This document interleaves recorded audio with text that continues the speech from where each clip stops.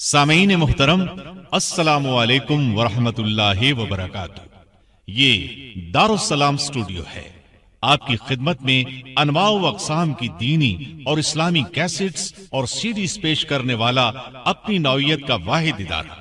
جی ہاں، اس بار پیش خدمت ہے فضائل قرآن۔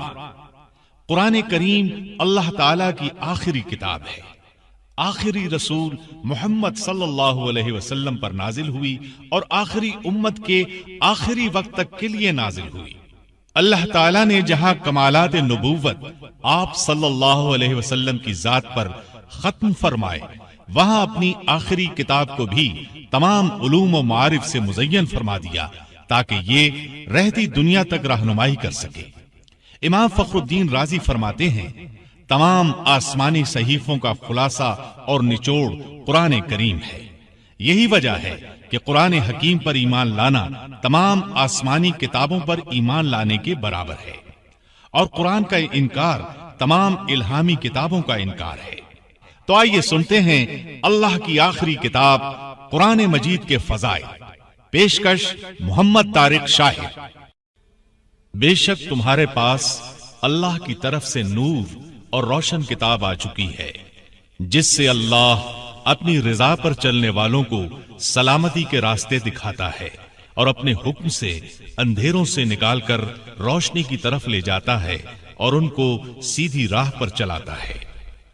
لیکن ہم اس کے ذریعے اندھیروں سے کس طرح نکل سکتے ہیں؟ کیا صرف جہیز میں دینے سے یا اس کو قیمتی کپڑے میں لپیٹ کر رکھ دینے سے؟ جی نہیں، اس کی تلاوت کر کے، اس میں غور کرنے سے اور اس کے احکامات پر عمل کرنے سے ہی یہ مقصد حاصل ہو سکتا ہے۔ اللہ نے قرآن کریم میں جس چیز کو حلال کیا ہمارے لیے وہ حلال ہے، جس چیز کو بھی حرام قرار دیا وہ حرام ہے۔ ہم پر لازم ہے اس کی تلاوت کریں، اس طرح تلاوت کریں جس طرح تلاوت کا حق ہے، اس کے معنی، اس کے اوامر اور نواہی میں غور و فکر کریں، یعنی جن کاموں کا اللہ نے حکم دیا اور جن کاموں سے روکا ان میں غور کریں، کرنے والے کام کریں اور نہ کرنے والے کاموں سے رک جائیں۔ اس کا ترجمہ سیکھیں، تفسیر سیکھیں، اس کے احکامات سیکھیں، پھر ان پر عمل پیرا ہوں تاکہ دنیا اور آخرت کی سعادت ہمیں حاصل ہو۔ یہ کائنات کی بہترین کتاب ہے، اشرف الانبیاء محمد صلی اللہ علیہ وسلم پر اس بہترین امت کے لیے نازل کی گئی، اس کو تمام لوگوں کے لیے اتارا گیا۔ اس کی شریعت تمام شریعتوں سے افضل ہے، کامل ہے۔ یہ اللہ کا کلام ہے جو جبریل امین علیہ السلام کے ذریعے خاتم الانبیاء والمرسلین پر نازل کیا گیا، سینوں میں محفوظ کیا گیا۔ پہل چمڑوں پر، پتھروں پر اس کو لکھا گیا۔ اس وقت چھاپے خانے تو تھے نہیں۔ جتنا قرآن نازل ہوتا آپ صلی اللہ علیہ وسلم صحابہ رضی اللہ عنہم کو سنا دیتے اور وہ اس کو لکھ لیتے۔ اللہ تعالیٰ فرماتے ہیں، اور یہ قرآن تمام جہانوں کے پروردگار نے اتارا ہے، اس کو امانت دار فرشتہ لے کر آیا ہے، آپ کے دل پر اتارا ہے تاکہ آپ لوگوں کو ڈراتے رہیں۔ یہ قرآن واضح عربی زبان میں نازل ہوا ہے۔ اللہ تعالیٰ نے قرآن نازل کیا تاکہ امت کے لیے دستور اور خلقت کے لیے ہدایت ہو۔ اس لیے بھی نازل فرمایا کہ رسول اللہ صلی اللہ علیہ وسلم کی صداقت ثابت ہو، آپ صلی اللہ علیہ وسلم کی نبوت اور رسالت پر روشن دلیل ہو، اور قیامت تک کے لیے فیصلہ کن حجت قائم ہو جائے کہ اگر انسان اور جن سب اس بات پر اکٹھے ہو جائیں کہ اس قرآن جیسا بنا لائیں تو اس جیسا نہ لا سکیں گے، اگرچہ وہ ایک دوسرے کے مددگار ہوں۔ قرآن اس لیے نازل ہوا کہ مسلمان اسے پڑھیں، اس کے پڑھنے سے ہر حرف کے بدلے 10 نیکیاں ملتی ہیں، جیسا کہ حدیث میں ہے۔ اور قرآن اس لیے نازل ہوا کہ مسلمان اس کی آیات میں غور کرے، اس کے معنی کو سوچے سمجھے، اس کے اوامر کو بجا لائے، اس کے نواہی سے پرہیز کرے، اور جو کچھ اس میں وعدہ، وعید، ثواب اور عذاب ذکر کیے گئے ہیں ان سے نصیحت حاصل کرے۔ اللہ تعالیٰ فرماتے ہیں، یہ کتاب جو ہم نے تم پر نازل کی ہے بابرکت ہے تاکہ لوگ اس کی آیتوں میں غور کریں اور عقل مند نصیحت پکڑیں۔ قرآن اس لیے بھی نازل کیا گیا کہ مسلمان اس پر عمل کریں، اس کے حلال کو حلال اور حرام کو حرام سمجھیں، اس کی محکم آیات پر عمل کریں اور اس کے متشابہات پر ایمان لائیں تاکہ قیامت کے دن قرآن ہمارے لیے حجت بنے، ہمارا سفارشی ہو۔ آپ صلی اللہ علیہ وسلم کا ارشاد ہے، قرآن تیرے لیے حجت ہوگا یا تیرے خلاف حجت ہوگا۔ مطلب یہ کہ اگر ہم نے اس کی تلاوت کا حق ادا کیا تو یہ ہمارے لیے حجت ہوگا، اور اگر حق ادا نہ کیا تو یہ ہمارے خلاف حجت بن جائے گا۔ اس طرح یہ بات واضح ہو جاتی ہے کہ جو شخص قرآن پڑھے اور اس پر عمل کرے اس کی اللہ تعالیٰ نے ضمانت دی ہے کہ وہ دنیا میں گمراہ نہ ہوگا اور نہ آخرت میں مصیبت میں پڑے گا۔ اللہ تعالیٰ فرماتے ہیں، تو جو شخص میری ہدایت کی پیروی کرے گا وہ نہ گمراہ ہوگا اور نہ تکلیف میں مبتلا ہوگا۔ اللہ تعالیٰ نے قرآن کا نام روح رکھا کیونکہ حقیقی زندگی کا اس پر انحصار ہے، نیز نور بھی اس کا نام رکھا کیونکہ ہدایت اسی پر موقوف ہے۔ اللہ تعالیٰ ارشاد فرماتے ہیں، اسی طرح ہم نے اپنے حکم سے تمہاری طرف روح القدس کے ذریعے قرآن بھیجا ہے۔ تم نہ تو کتاب کو جانتے تھے اور نہ ایمان کو، لیکن ہم نے اسے نور بنایا ہے کہ اس سے ہم اپنے بندوں میں سے جس کو چاہتے ہیں ہدایت کرتے ہیں۔ قرآن کے کئی معنی ہیں جو اس کی رفت اور عالی مرتبت ہونے پر دلالت کرتے ہیں، اور اس بات پر بھی دلالت کرتے ہیں کہ یہ کامل بزرگی والی آسمانی کتاب ہے۔ اللہ تعالیٰ نے اس کا نام قرآن رکھا، جیسا کہ فرمایا، بلکہ وہ بزرگی والا قرآن ہے، یہ قرآن وہ راستہ دکھاتا ہے جو سب سے سیدھا ہے۔ اور اس کا نام قرآن اس لیے رکھا گیا کہ اس میں احکام، قصص، مواعظ، امثال اور ان کے علاوہ کئی چیزیں جمع ہیں۔ اس کا دوسرا نام فرقان رکھا، جیسا کہ فرمایا، برکت والی ہے وہ ذات جس نے اپنے بندے پر قرآن نازل فرمایا تاکہ اہل عالم کو ڈرائے۔ اس کا یہ نام اس لیے رکھا گیا کہ یہ حق اور باطل کے درمیان، ہدایت اور گمراہی میں، اور حلال اور حرام میں فرق کرتا ہے۔ نیز اس کا ایک نام کتاب بھی ہے، اس لیے کہ یہ حقیقت پر مبنی ایک ایسی جامع کتاب ہے جو دوسری کتابوں سے اسے ممتاز کرتی ہے۔ الف لام میم، یہ کتاب ہے جس میں کوئی شک نہیں، یہ پرہیزگاروں کے لیے ہدایت ہے۔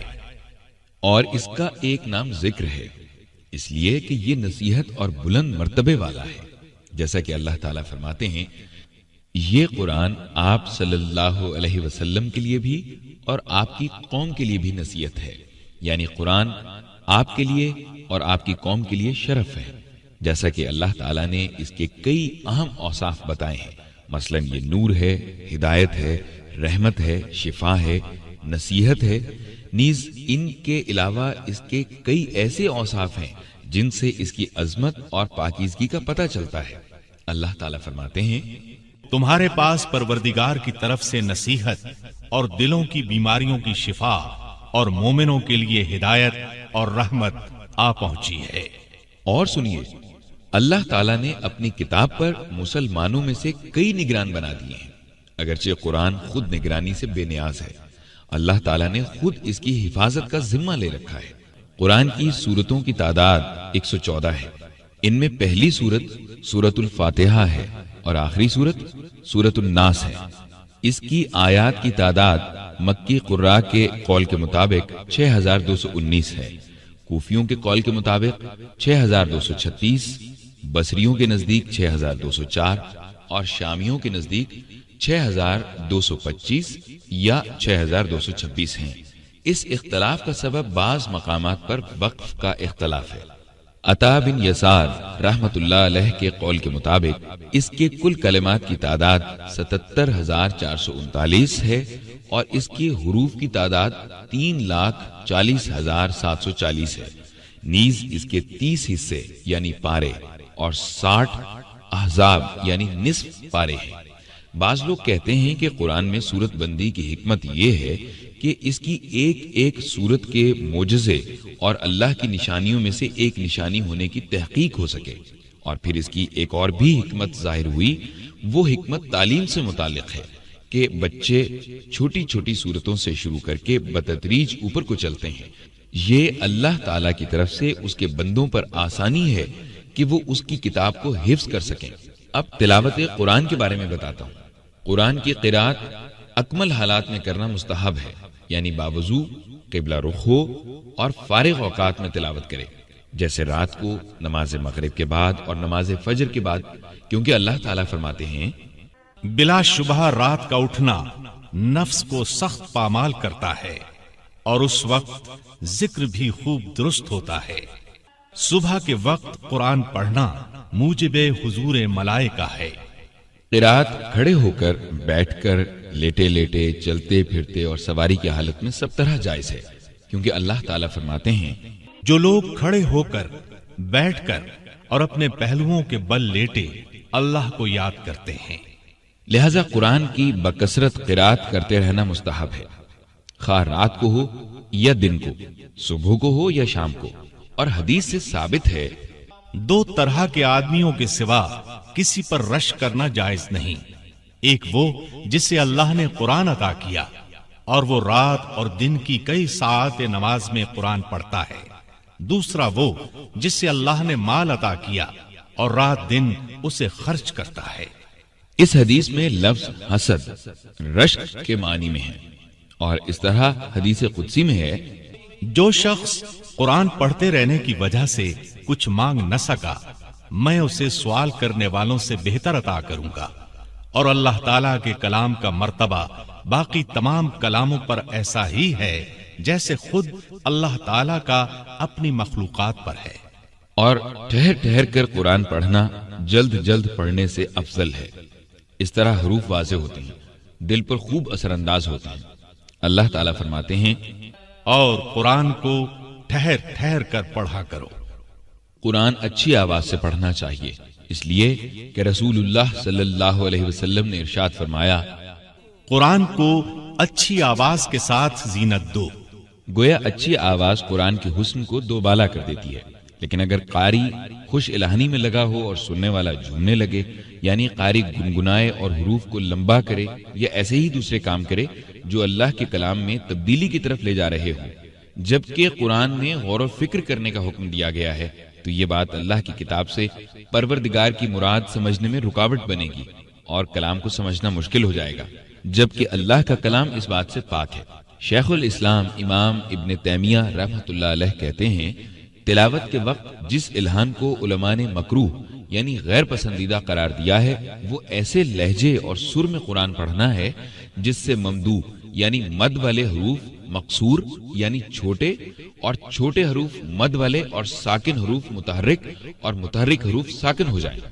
لوگ مست کر دینے والے گانوں کے سروں سے موافقت کے لیے یہ کام کرتے ہیں، اس کا نتیجہ یہ ہوتا ہے کہ نظم قرآن میں تبدیلی ہو جاتی ہے اور حرکات حروف بن جاتے ہیں، اور یہ چیز حرام ہے۔ اب رہا یہ سوال کہ روزانہ کتنا قرآن پڑھا جائے، تو اس سلسلے میں عرض ہے کہ ہر ہفتے میں ایک قرآن ختم کرنا مستحب ہے۔ ہر روز قرآن کریم سے 7واں حصہ پڑھ لینا چاہیے۔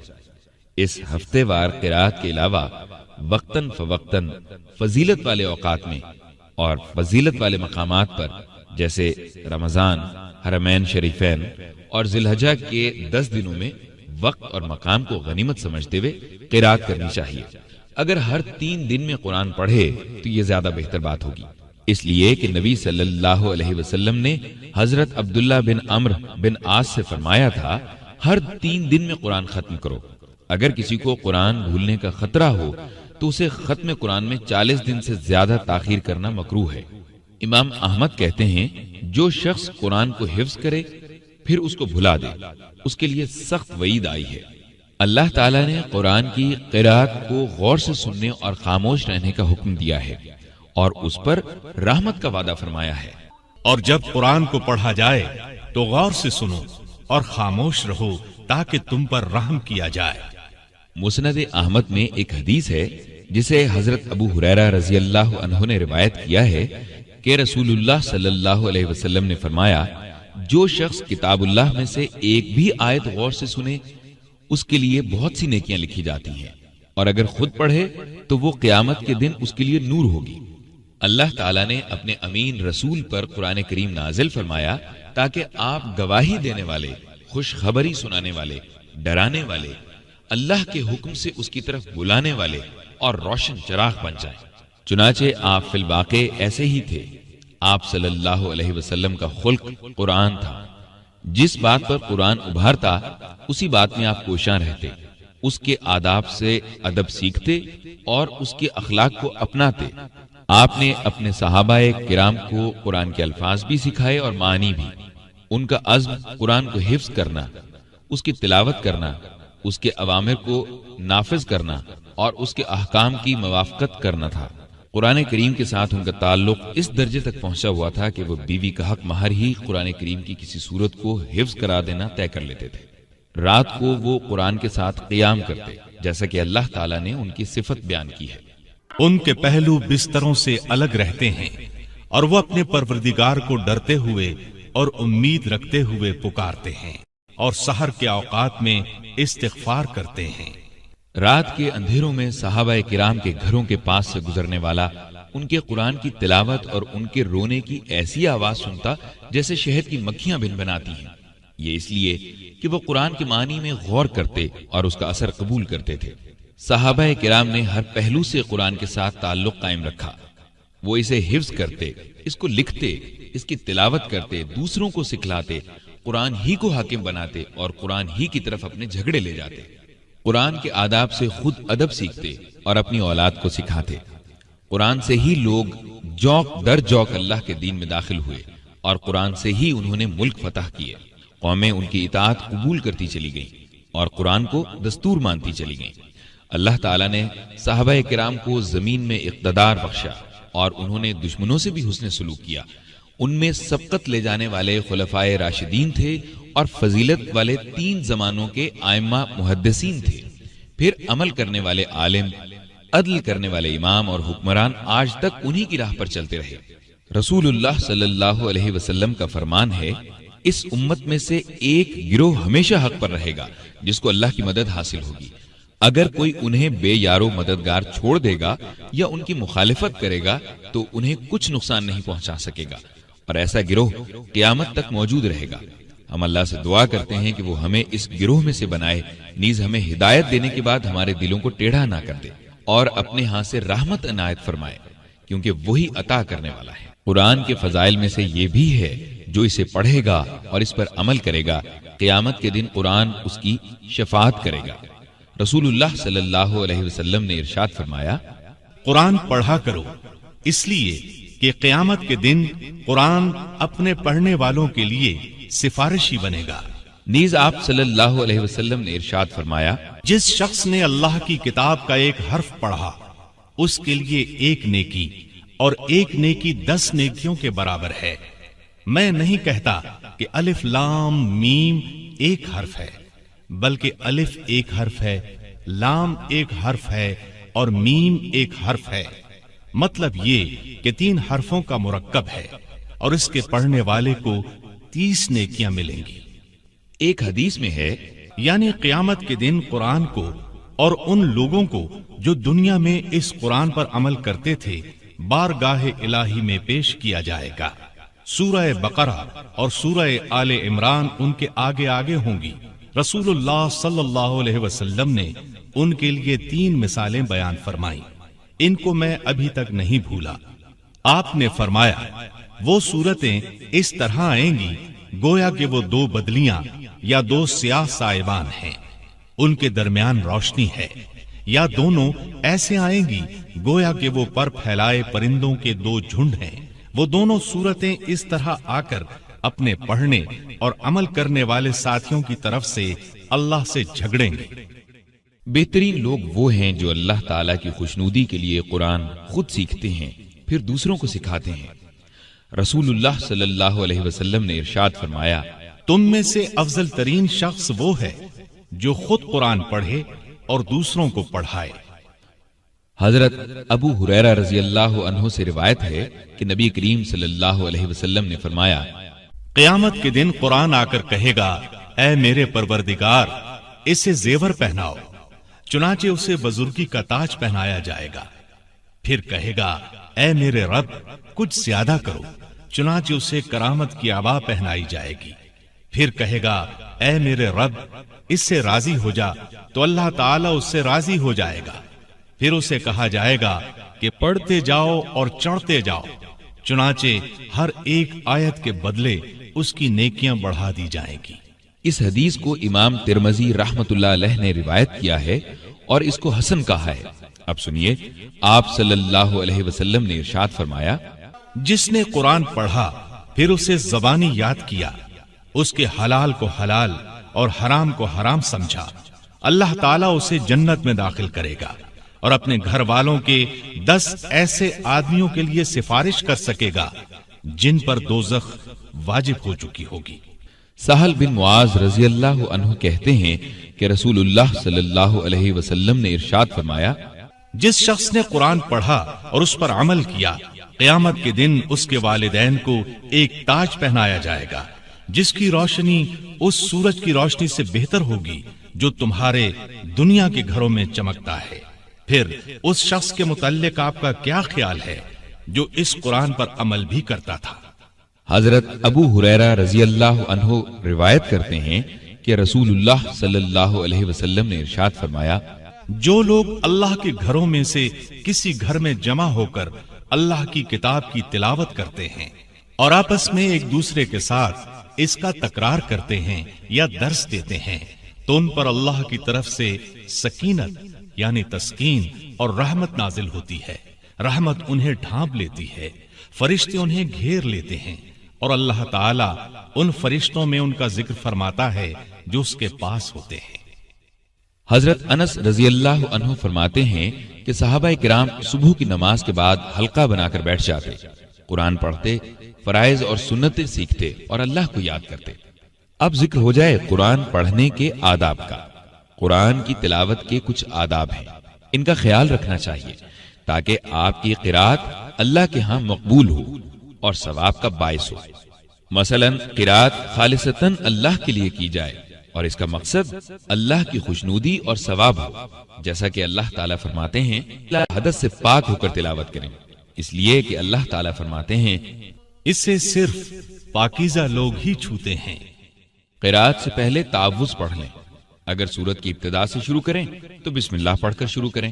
قرآن ٹھہر ٹھہر کر پڑھیں، گویا اسے محبت اور آہستگی سے پڑھا جا رہا ہے، اس لیے کہ مقصود تو غور و فکر کرنا ہے جو جلدی میں پڑھنے سے حاصل نہیں ہو سکتا۔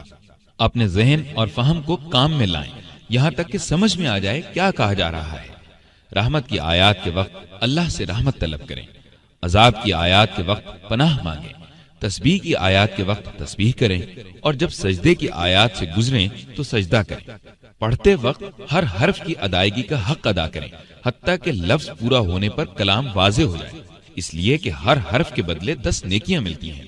تلاوت کے وقت خشوع، اطمینان اور وقار کا ہونا ضروری ہے۔ قرآن کو تجوید کے مطابق پڑھیں۔ تجوید کا مطلب ہے حروف کو ان کے مخرج کے مطابق پڑھنا۔ کہا جاتا ہے کہ تجوید کے مطابق نہ پڑھنے والا گناہ گار ہے۔ نیز قرات کے وقت کوئی شخص قرآن کی عبارتوں میں اپنے پاس سے کوئی لفظ نہ بڑھائے، جیسے بعض لوگ اللہ اللہ یا احد احد یا ایسے ہی کوئی لفظ کہہ دیتے ہیں۔ سننے والے غور و فکر، خاموشی اور خشوع کے ساتھ سنیں۔ ایسی باتوں کے لیے قرات نہ روکے جن کا کچھ فائدہ نہیں۔ ہمیشہ پڑھتے رہنے سے قرآن کو بھولیں گے نہیں۔ مطلب یہ کہ کوئی دن ایسا نہ گزرے جب آپ نے کچھ بھی قرآن نہ پڑھا ہو، اور بہتر یہ ہے کہ ہر روز ایک پارے سے کم نہ پڑھے۔ اس طرح کم از کم ایک ماہ میں ایک بار ضرور قرآن ختم کریں اور جس قدر ممکن ہو اچھی آواز سے پڑھیں۔ اس لیے حدیث میں آتا ہے قرآن کو اپنی آواز سے مزین کرو۔ قرآن کی قرات کو سننا اور خاموش رہنا واجب ہے، کیونکہ اللہ تعالیٰ فرماتے ہیں جب قرآن پڑھا جا رہا ہو تو اسے غور سے سنو اور خاموش رہو تاکہ تم پر رحم کیا جائے۔ قرآن کا احترام کرے، نہ اس کو زمین پر رکھے، نہ اس کے اوپر کوئی چیز رکھے، اور نہ ہی اسے اپنے کسی ساتھی کی طرف اچھالے کہ وہ پکڑ لے، اور صرف پاک ہونے کی صورت میں اس کو چھوئے۔ قرآن قابل ادب اوراق میں لکھا ہوا ہے جو بلند و بالا اور پاک صاف ہیں۔ جب تلاوت سے فارغ ہو تو اپنے پروردگار کی تصدیق کرے اور اس کے رسول کے قرآن پہنچانے کی شہادت دے، اور یہ شہادت دے کہ وہ برحق ہے۔ گویا اسے یوں کہنا چاہیے، اے ہمارے پروردگار، تو نے سچ فرمایا اور اپنے رسولوں کو پہنچایا اور ہم اس بات پر گواہ ہیں۔ اے اللہ، ہمیں حق کے گواہ بنا جو انصاف پر قائم رہنے والے ہوں۔ قرآن کریم میں ہر چیز کا بیان ہے، جیسا کہ ارشاد فرمایا اور ہم نے آپ پر ایسی کتاب اتاری جو ہر چیز کی وضاحت کرنے والی ہے۔ نیز اللہ تعالیٰ نے ارشاد فرمایا، ہم نے اس کتاب میں کسی چیز کی کمی نہیں چھوڑی، اور فرمایا، بلا شبہ یہ قرآن اس راہ کی ہدایت دیتا ہے جو بہت سیدھی ہے۔ اسی طرح آپ صلی اللہ علیہ وسلم کا یہ فرمان ہے، یہ قرآن اللہ کی رسی ہے، یہ واضح نور اور شفائے نافع ہے، جو اس کو تھامے رہے اس کے لیے بچاؤ ہے، اور جو اس کی پیروی کرے اس کے لیے نجات ہے۔ اگر کوئی ٹیڑھا ہو تو اسے سیدھا کر دیتا ہے، اور دل کا ٹیڑھا پن درست ہو جاتا ہے۔ اس کے عجائبات ختم ہونے کو نہیں آتے، اور بار بار پڑھنے سے پرانا نہیں ہوتا۔ یعنی آدمی بار بار پڑھ کر اکتاتا نہیں۔ قرآن کریم کا مطلق طور پر اللہ کی رسی اور شفا ہونا اس بات کی دلیل ہے کہ اس میں شریعت بدرجہ کمال موجود ہے، جیسے کہ حدیث سے ثابت ہے۔ لوگوں کو امامت وہ کرائے جو قرآن کا سب سے زیادہ عالم ہو۔ حضرت عائشہ صدیقہ رضی اللہ عنہا فرماتی ہیں، جس نے قرآن پڑھ لیا اس سے بڑھ کر کوئی نہیں۔ قرآن ایک معجزہ ہے۔ قرآن کریم نے لوگوں کو اس بات سے عاجز کر دیا تھا کہ وہ اس جیسی 10 صورتیں یا اس جیسی ایک ہی صورت یا اس جیسی ایک آیت ہی بنا لائیں، جیسا کہ اللہ تعالیٰ ارشاد فرماتے ہیں، اور اکٹھے ہو جائیں کہ اس جیسا قرآن بنا لائیں تو اس جیسا نہ لا سکیں گے، اگرچہ وہ ایک دوسرے کے مددگار بن جائیں۔ اللہ نے اس کے بارے میں فرمایا، ہم نے اس قرآن کو نازل کیا اور ہم ہی اس کے محافظ ہیں۔ مزید سنیے، اس کا حفظ کرنا آسان ہے۔ اللہ تعالیٰ فرماتے ہیں، اور ہم نے قرآن کو نصیحت حاصل کرنے کے لیے آسان بنا دیا، تو کوئی ہے جو اسے یاد رکھے؟ اس میں مٹھاس ہے، خوبصورتی ہے، کوئی انسان ایسا کلام نہیں کہہ سکتا۔ اس کا پڑھنے والا اس سے کبھی سیر نہیں ہوتا، نہ سننے والا بار بار سننے سے اکتاتا ہے۔ یہ اول آخر دستور العمل ہے۔ اس نے بھیڑ بکریاں چرانے والوں کو سردار اور قائد بنا ڈالا۔ دین کی اساس ہے، قانون کا ماخذ ہے، ہر زمانے اور ملک کے انسانوں پر حجت ہے۔ آپ صلی اللہ علیہ وسلم نے اللہ کے حکم سے یہ امت تک پہنچایا۔ اس پر عمل کرنا واجب ہے، جیسا کہ ارشاد ہے، تمہارے رب کی طرف سے جو کچھ تمہاری طرف نازل کیا گیا ہے اس کی پیروی کرو۔ اور فرمایا، جو کتاب آپ کی طرف وحی کی گئی ہے اسے پڑھیے۔ قرآن کریم میں محکمات ان آیات کو کہا جاتا ہے جن کے معنی صاف اور واضح ہوں، اور متشابہات ان آیات کو کہا جاتا ہے جن کے معنی اللہ تعالیٰ ہی جانتا ہے۔ ایمان سب پر لانا ضروری ہے۔ اب میں آگے بیان کرتا ہوں۔ قرآن 9 چیزوں پر مشتمل ہے: حلال، حرام، محکم، متشابہ، بشیر، نذیر، نصیحت، قصے اور امثال۔ توحید میں خالق اور مخلوق کی صفات اور افعال شامل ہیں۔ تذکیر میں وعدہ، وعید، جنت اور دوزخ شامل ہیں۔ احکام میں نفع، نقصان، امر اور نہی کی وضاحت ہے۔ اسی لیے سورہ فاتحہ ام القرآن ہے کہ اس میں یہ تینوں اقسام موجود ہیں، اور سورہ اخلاص قرآن کا تیسرا حصہ ہے کیونکہ اس میں ایک ہی قسم ہے۔ اور اب میں کچھ قرآن کریم کی تفسیر کے بارے میں بھی بتا دوں۔ تفسیر قرآن کے معنی ہیں قرآن کے معنی کھولنا، اس کے مقصود کی وضاحت کرنا۔ یہ علم علوم شرعیہ میں بہت اعلیٰ ہے۔ انسان اس کے حصول کے لیے بہترین کوششیں صرف کر سکتا ہے۔ ہر شخص اس کا محتاج ہے، اس لیے کہ اس کا موضوع اللہ کا کلام ہے، اور اللہ کا کلام ہر حکمت کا سرچشمہ ہے، ہر فضیلت کا ذخیرہ ہے، اور اس لیے بھی کہ اس سے غرض دین کے مضبوط حلقے کو پکڑنا اور حقیقی سعادت حاصل کرنا ہے۔ لہٰذا اس کی ضرورت بہت بڑھ جاتی ہے، کیونکہ دینی اور دنیاوی کمال کے لیے ضروری ہے کہ وہ شریعت کے موافق ہو، اور اس کی موافقت اللہ تعالیٰ کی کتاب کے علم پر موقوف ہو۔ یہ جاننا بھی ضروری ہے کہ نبی کریم صلی اللہ علیہ وسلم نے امت کے لیے قرآن کے معنی کی ایسی ہی وضاحت فرمائی ہے جیسا کہ اس کے الفاظ کی۔ چنانچہ اللہ تعالیٰ کا فرمان ہے، تاکہ آپ لوگوں پر ان تعلیمات کو واضح کر دیں جو ان کی جانب نازل کی گئی ہیں۔ غور فرمائیں، صحابہ جب نبی کریم صلی اللہ علیہ وسلم سے ایک آیت سیکھ لیتے تو اس وقت تک آگے نہ پڑھتے جب تک ان کے علمی اور عملی معنی نہ جان لیتے۔ صحابہ کرام کا بیان ہے کہ ہم نے عملی اور علمی دونوں طرح قرآن کو اکٹھا ہی سیکھا ہے۔ یوں بھی یہ بات محال ہے کہ لوگ کسی فن مثلا طب یا حساب کی صرف کتابیں پڑھ لیں اور عمل میں لائے بغیر وہ اس کے مفہوم کو جان لیں، تو پھر اللہ کی کتاب سے یہ معاملہ کس طرح درست ہو سکتا ہے؟ جبکہ وہ لوگوں کی نجات، سعادت اور ان کے دین اور دنیا کے قیام کا ذریعہ ہے۔ سعید بن جبیر رضی اللہ عنہ سے روایت ہے، وہ کہتے ہیں جس نے قرآن پڑھا اور اس کو سمجھا نہیں وہ اندھے یا دیہاتی کی مانند ہے۔ نیز ہر مسلمان کو قرآن کا فہم حاصل کرنے کی ضرورت ہے۔ یہ اللہ کی مضبوط رسی، حکمتوں والی نصیحت اور سیدھی راہ ہے۔ یہ تو مسلمہ امر ہے کہ ہر کلام سے اصل مقصود محض اس کے الفاظ نہیں ہوتے بلکہ اس کے معنی کا فہم ہوتا ہے، اور قرآن اس کا بدرجہ اولا مستحق ہے۔ تفسیر قرطبی میں ہے، جو شخص قرآن کے احکام سیکھے اسے چاہیے کہ وہ ان سے اللہ کی مراد کو سمجھے، یعنی یہ کہ اس پر کیا چیز فرض ہے۔ کتنی افسوسناک بات ہے کہ حامل قرآن اس کے فرائض اور احکام کو تو پڑھ لے لیکن اس کے معنی نہ سمجھتا ہو، اس سے مفہوم پوچھا جائے تو وہ نہ جانتا ہو۔ ایسے شخص کی مثال یہی ہو سکتی ہے جیسے وہ ایک گدھا ہے جس نے قرآن کا بوجھ اٹھا رکھا ہے۔ اس لیے اللہ تعالیٰ نے اس حالت کی وضاحت کی، چنانچہ ارشاد ہوتا ہے، اور کچھ ان میں سے ان پڑھ ہیں جو اپنی باطنی خواہشات کے سوا اللہ کی کتاب سے واقف نہیں، اور وہ صرف ظن سے کام لیتے ہیں۔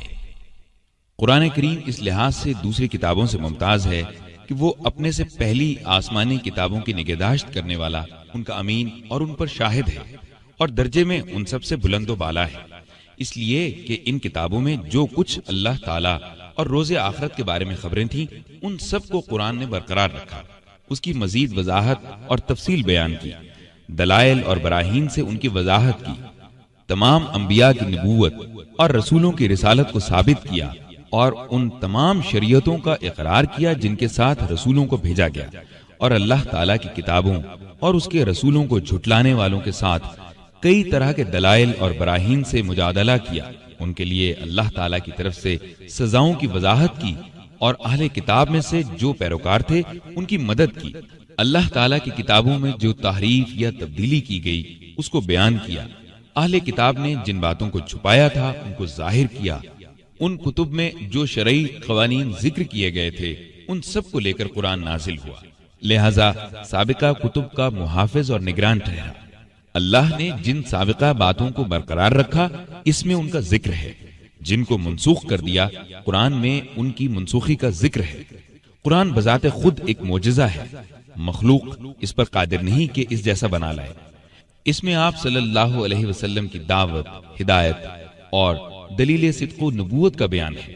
اس میں وہ بھی ہے جو رسول اللہ لے کر آئے، مثالیں بھی ہیں، آیات کی تفصیل بھی ہے، تمام علوم اس میں جمع ہیں، اور قرآن جو کچھ لے کر آیا اس کا تو کچھ ہی حصہ علماء کے پاس ہے۔ اسی لیے امت کو اپنے رسول اور اپنی کتاب کی موجودگی میں کسی دوسرے نبی کی ضرورت ہے نہ دوسری کتاب کی۔ اللہ کا کلام سب کلاموں پر اور اس کی صفات مخلوق کی سب صفات پر فضیلت رکھتی ہیں۔ ابن قیم کہتے ہیں، جب تم قرآن سے فائدہ اٹھانے کا ارادہ کرو تو اس کی تلاوت اور سننے کے وقت دل سے باقی سب خیال نکال دو اور اپنے کان اسی طرف لگا دو، اس لیے کہ یہ خطاب اللہ تعالیٰ کی طرف سے تمہارے ہی لیے ہے جو اس کے رسول کی زبان سے ادا ہوا ہے۔ اللہ تعالیٰ فرماتے ہیں، قرآن میں اس شخص کے لیے نصیحت ہے جو دل آگاہ رکھتا ہو یا خوب متوجہ ہو کر سنے اور اس کا دل حاضر ہو۔ دنیا کے بادشاہوں میں سے کسی بادشاہ کی چٹھی آپ کے پاس آئے جس میں اس نے آپ کو کسی بات کا حکم دیا ہو یا کسی چیز سے منع کیا ہو، تو آپ کو اس وقت تک قرار نہیں آئے گا، نہ آپ کی پریشانی کم ہوگی جب تک آپ اسے پڑھ نہ لیں، سمجھ نہ لیں اور اس پر عمل نہ کر لیں۔ پھر اللہ پاک کے کلام کی کیا عظمت ہوگی جو بادشاہوں کا بادشاہ ہے، جس کے پاس ہر قسم کے ذرائع ہیں۔ وہ قرآن کو اگر پہاڑ پر نازل کرتا تو پہاڑ ریزہ ریزہ ہو جاتا، لیکن ہم لوگ اس کا کوئی اہتمام نہیں کرتے، قرات نہیں کرتے، نہ معنی سمجھنے کی ضرورت محسوس کرتے ہیں۔ قرآن پر ایمان نہ لانا، اس پر عمل نہ کرنا، اس کے مطابق فیصلے نہ کرنا، جسمانی اور روحانی بیماریوں کے لیے اس سے شفا حاصل نہ کرنا، یہ تمام قرآن چھوڑنے کی قسمیں ہیں۔ ایسے سب لوگ اللہ تعالیٰ کے اس فرمان میں شامل ہیں۔ اور رسول محمد صلی اللہ علیہ وسلم روز قیامت کہیں گے، اے میرے پروردگار، میری قوم نے اس قرآن کو چھوڑ رکھا تھا۔ آپ صلی اللہ علیہ وسلم کا ارشاد ہے، دین خیرخواہی ہے، اللہ سے، اس کی کتاب سے، اس کے رسول سے، مسلمانوں کے اماموں سے اور عام مسلمانوں سے۔ اللہ کی کتاب سے خیر خواہی یہ ہے کہ یہ ایمان رکھا جائے کہ یہ اللہ کا کلام ہے، اس کی وحی ہے، اس کی طرف سے نازل شدہ ہے۔ لوگوں کے کلام میں کوئی بھی چیز اس کے مشابہ نہیں ہو سکتی۔ آپ صلی اللہ علیہ وسلم کا ارشاد ہے، جس نے قرآن کے مطابق بات کی اس نے اس کی تصدیق کی، اور جس نے اس کے مطابق فیصلہ کیا اس نے انصاف کیا، اور جس نے اس پر عمل کیا اسے اجر ملے گا، اور جس نے اس کی طرف دعوت دی سیدھی راہ کی ہدایت پا گیا۔ امام عبد البر ابو عمر کہتے ہیں، حاملین قرآن وہ لوگ ہیں جو قرآن کے احکام اور اس کے حلال و حرام کو جانتے ہیں، اس پر عمل کرتے ہیں۔ اللہ تعالیٰ فرماتے ہیں، تو جو شخص میری ہدایت پر عمل کرے گا وہ گمراہ ہوگا نہ سختی میں پڑے گا۔ لہذا مسلمانوں پر لازم ہے کہ ہم اپنے پروردگار کے کلام کی ایسی قدر کریں جیسا قدر کرنے کا اس کا حق ہے، اس طرح تعظیم کریں جیسا کہ اس کا تعظیم کرنے کا حق ہے۔